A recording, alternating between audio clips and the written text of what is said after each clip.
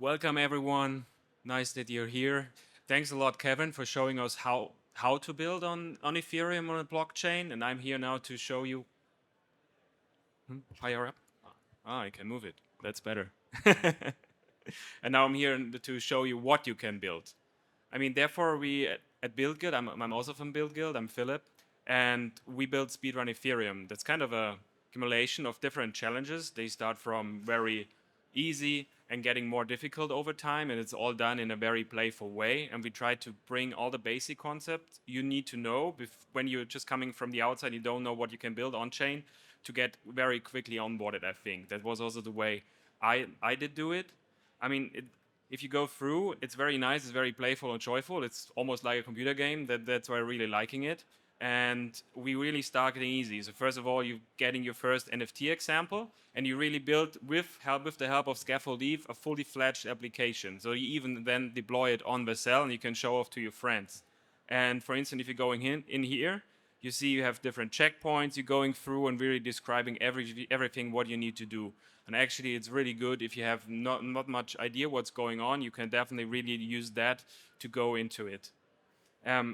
Of course, it gets then more difficult. We have NFT example. We have a decentralized staking app that you know, okay, how does kind of a little bit of staking work into vaults thing, token vendor, how you can swap tokens, then showing, okay, how do you could achieve randomness on the blockchain or even not. Then we have a more complicated example, and that's probably a very eye-opening one. That's kind of a build a DEX, and you build a very small Uniswap for yourself, which is pretty cool. I mean, for me, it was very awesome to see that, to deploying this on chain and see, okay, now I really have my own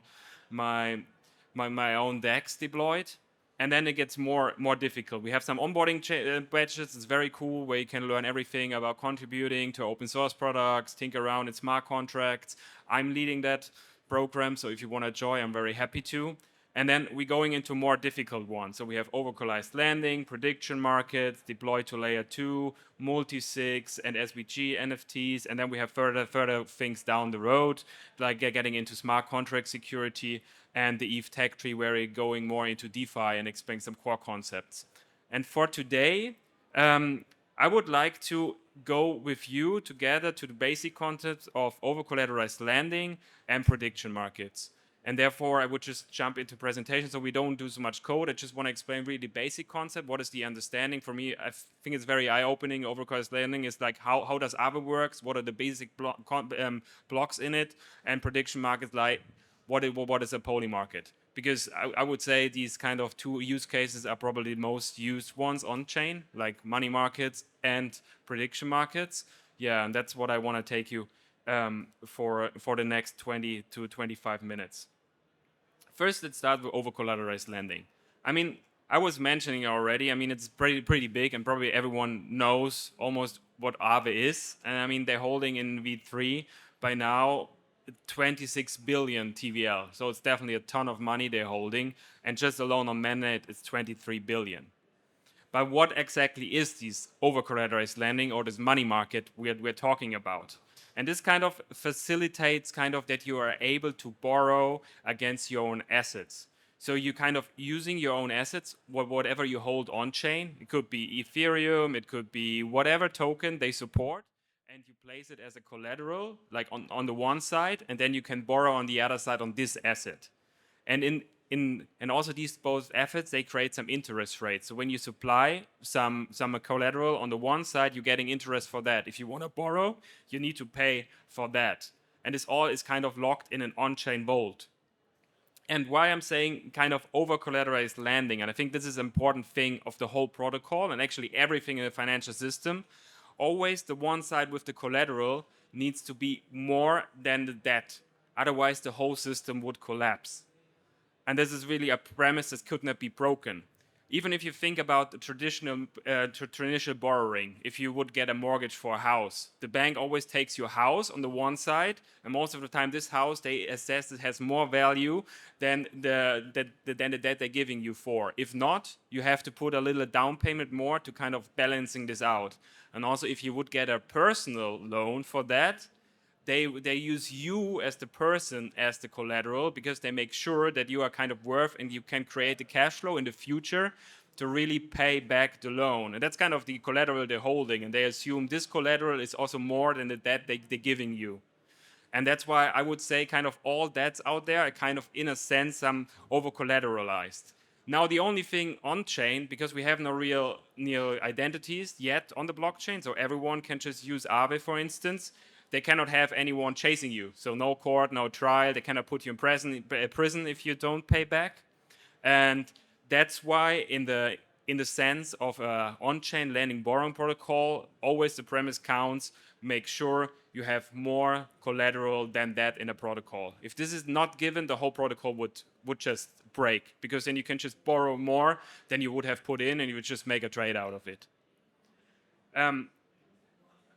When you think of building or going more into the technical things, you always have to consider in a money market 3 important parts, and they are somehow all linked together. I just, on the one side, you have the lending, that's kind of the collateral part. First, that anyone can borrow anything in the whole financial market, you need to put some collateral in so that somebody can take it out as well. So the lending comes first. Then on top of that, you have then the borrowing side of it. And it's also very important that you are getting enough lending, enough collateral inside the platform, so that also people are able to borrowing the coins or whatever they want to borrow on the one side. And what links it all together is liquidation. And this liquidation part is a very important piece to keep the protocol healthy. And what exactly how liquidation works, I would like to show you in a little bit of an example. And I would just start with kind of a healthy loan of the one side. So I go in a little bit more how kind of a position in a money market would look like. So we consider we have a healthy loan on the left side, and we're putting in $200, just whatever it is. And each and every protocol uses a discounted rate on a collateral. In this case, where you see I wrote $100, that's kind of a discount rate of 50%. They assume even if your collateral is 200, so if you put 1 ETH in and the price of ETH is 2,000, and the money market assessor has only a collateral rate, a discounted value of 50%, it would be $1,000. They assume you have so much collateral in there. And then based on this discounted collateral, you can get a loan.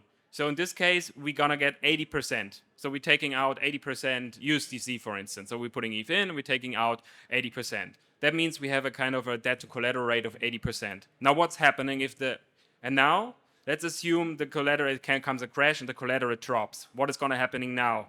We can say, okay, let us drop now $50 on the one side of the collateral. Then our discounted collateral is only $75 anymore. But we have a debt of $80. That means now, okay, we have an unhealthy low. So it's not backed anymore.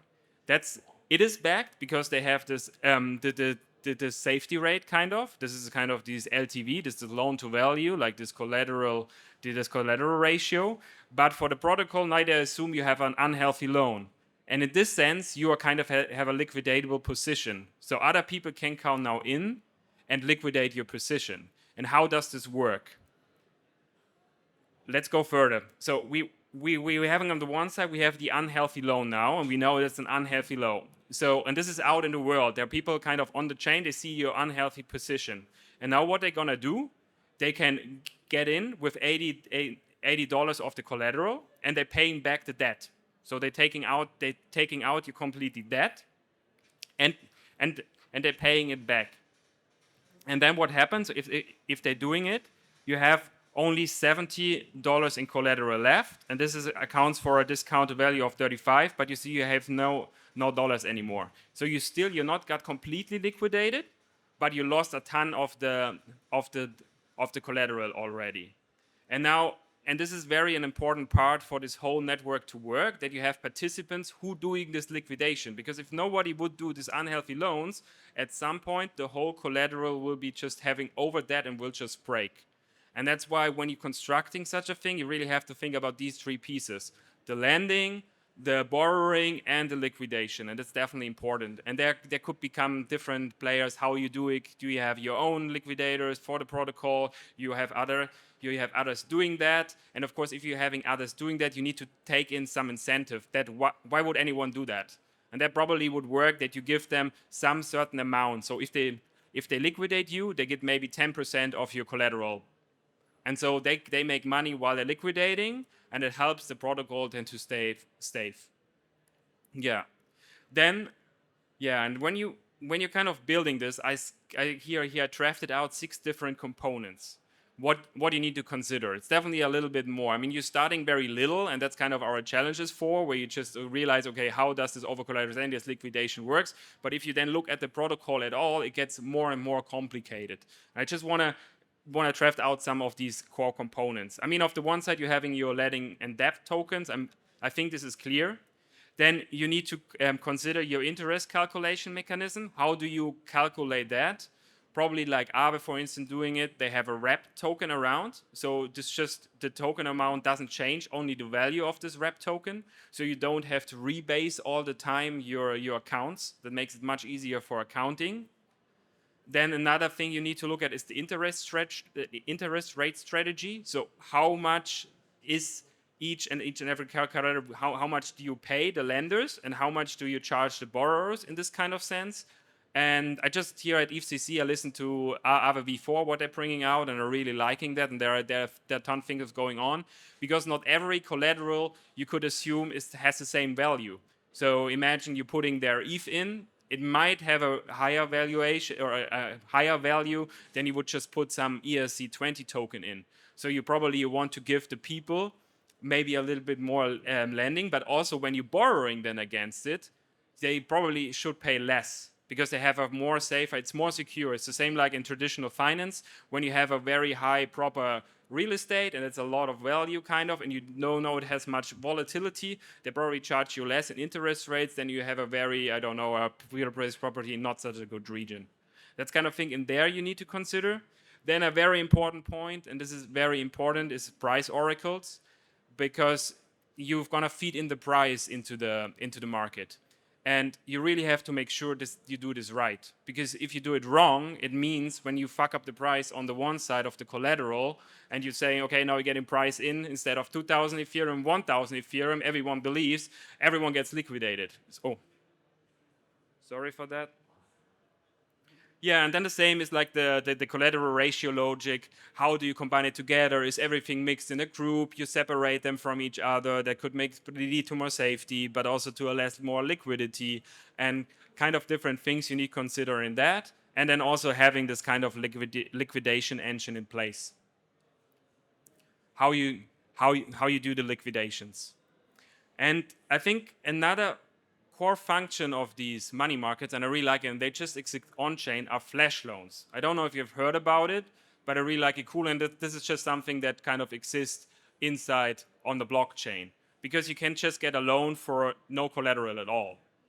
But the thing is, this has to be done in one transaction. It's just in one transaction. You can imagine you're borrowing in the same transaction, you're doing something in between, and in the same transaction, in the same block gets mined, it needs to get repaid. And if it's not getting repaid, there's kind of a third function in there. It will just reverse the whole transaction. Nothing really happened. And that's really cool because it enables a lot of things. Like you can do arbitrage. You can do collateral swapping out. Imagine you're having on the one side, you're having DAI sitting and you want to on the collateral and you want to change it out with Ethereum. Normally what you need to do, you need to pay off first all your debt down. Then you're taking your Ethereum out. Or you're taking your DAI out, and then you need to put in the Ethereum, and then you're borrowing again. And these transactions bundled, you can just do one with a flash loan. It's good be for refining or even for liquidation. I mean, if we're coming back to really having these liquidations in place, you can some people who wants to liquidate, they can do that without even bringing up the liquidity for the collateral, and that's pretty cool.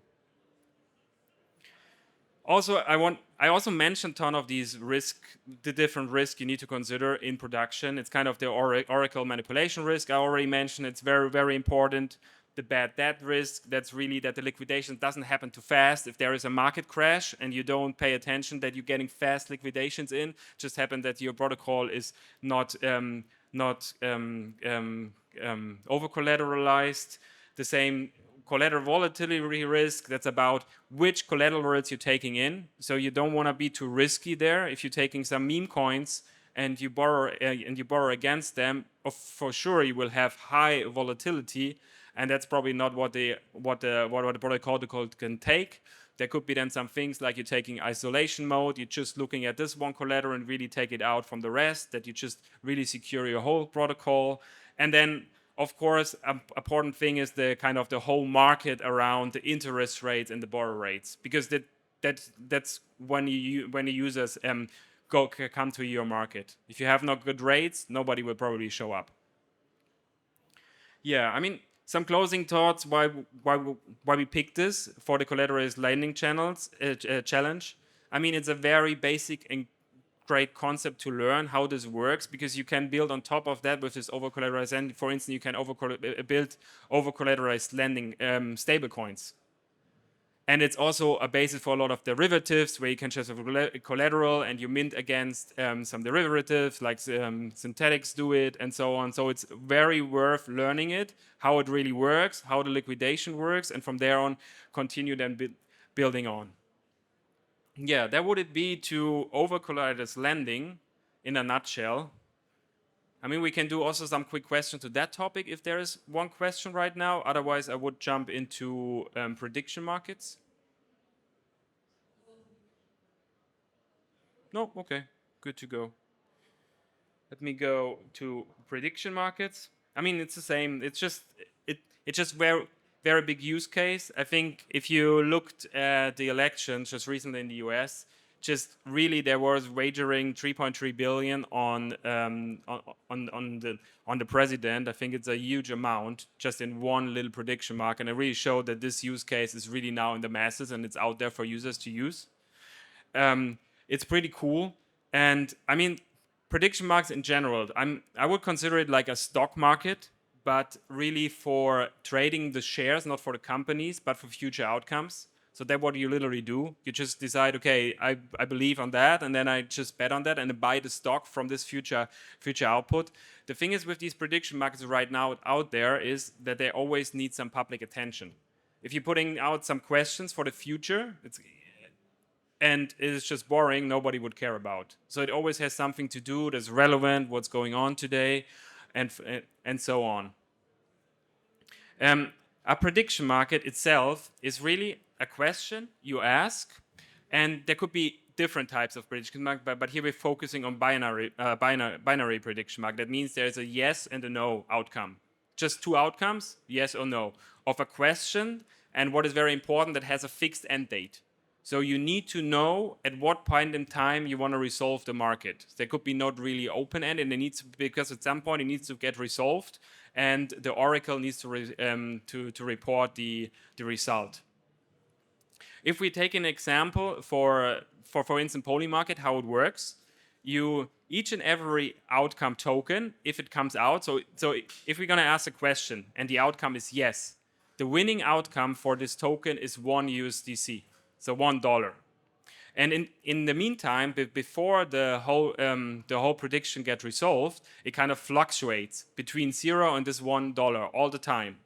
And also this one, and if for instance it costs 60 cents, that means the kind of the probability for this outcome, the prediction market assumes also costs 60 cents and is 60%.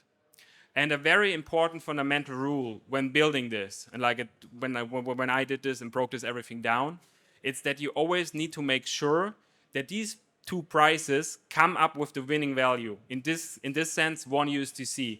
Because if it's less than 1 USDC, people can just make money. Because they would just buy and buy. If they can get a yes and a no token for 90 cents together, they would just take both sides and they would always make 10 cents.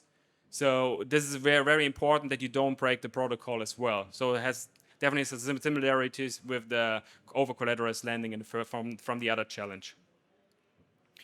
I think a very cool primitive, and what I really like is when you think about just more abstract, that you kind of having some opinions, they're out there, and these opinions, they kind of leading to some prices, because people think, I would definitely believe in that, it's only, I don't know, 30 cents now, I'm gonna buy it.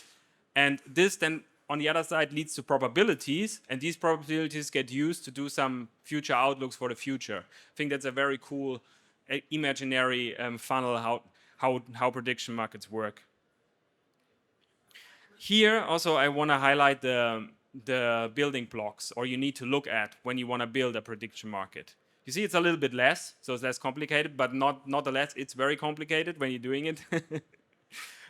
We have on the one side, we have tokens. There could be, I mean, that's pretty easy. You need yes or no tokens on the one side. You can get more complicated if you go into more complicated token frameworks where you're having some conditionals and so on. You can also go for ERC 115 where you only have one contract and don't deploy for each and every token more contracts.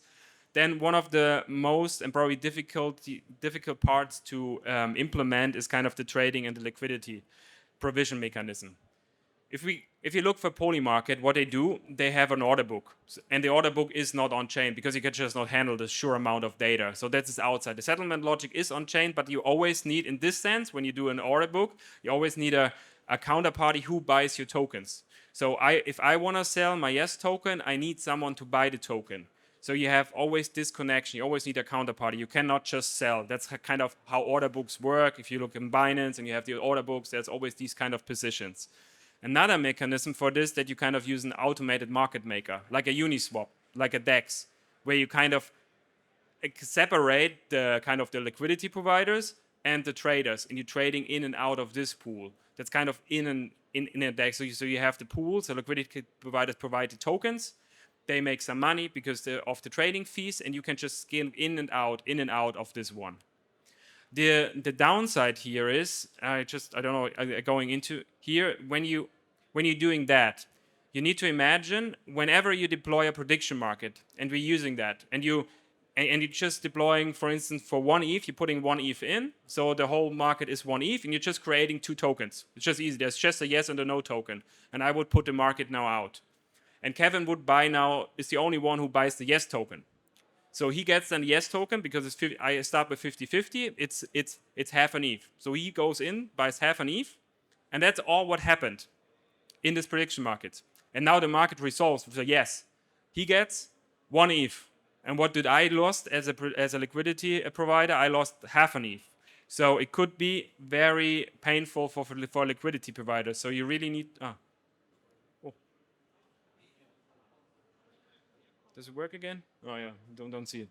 Yeah, so you really need to make sure, and that's definitely a thing to play around with. You need to get a feeling how prediction markets work, because you really need to make sure that if you create a prediction market that you don't lose so much money. I mean, it could be also the other way around, that you're gonna make money. In the sense, if Kevin would bet on yes, and the outcome would be no, I put one ETH in, so that's my kind of my token, but he got also half an ETH from him back, so I made half an ETH on that. That will be the other outcome. But you need to be aware, if you're constructing this, that it comes also with a financial risk for the liquidity provider. What do I need to do? Okay, I need to move the mouse. Okay, thank you. And then the other part, we had it before as well, and that's for, is also the Oracle part. And here, it's not only you need price information, you need real-world data that's coming in. I mean, the price information could be also real-world data in the sense of the overcollateralized lending, but here it's really like you need real-world events that are coming into the blockchain, and you need to make sure how that gets reported. And there could be some optimistic oracles, like UMA protocol could be used for that, and so on. Yeah, that's kind of the challenge. The next one, yeah. I mean, I just want to show you this kind of this question here, and I think it just should illustrate what kind of difficult question could be out there. I mean, but it would be nice to solve. But the issue is, if you see this question, will a CRISPR-based therapy for Duchenne muscular dystrophy reach phase 3 trials before Q3 2026? I would be completely lost. So I had no chance, and there are probably just a couple of people, I don't know if you can answer this question, but there are probably just a handful of people, or I don't know how many, out there who could solve this question. But the thing is, how do you find these people? How do you get their attention? And how do you make them sure that they get well enough paid to answer this question? Because probably these are some kind of very experts in that field. Yeah, and that's kind of where the limiting factors of humans come into play. It's the one thing I already mentioned, is the attention. Then how complex gets the topic and how much effort I would need to put in. And also with the attention, I mean, there's so many going on out there, and you're having Polymarket and here, and you're having all these questions, who should get an overview over that? And also we have all these kind of emotional influences. And I think that's is very cool, and many people looking in that as well. There come AI agents into the play, where you can just 5 minutes, thank you. Where you're kind of using these AI agent to solve these kind of questions, even pay them some money for it, so they can kind of survive. And you would kind of create a kind of a Google of forecasting, I would like to call it. And I think I really like it. And Gnosis is doing a lot of them with the agent framework, and there's a lot of cool things to explore in the field. Yeah, when you learn more about it, like for the money market, like the overcollateralized lending or the prediction markets, really go to Speedrun Ethereum. I personally really like it a lot. I mean, it helped me a lot to understand the basic concepts and kind of start my journey in the Web3 space and learn how to build. It's a really cool thing to do. Yeah, really would recommend it to you. Okay, now we have another couple of minutes if there are any questions.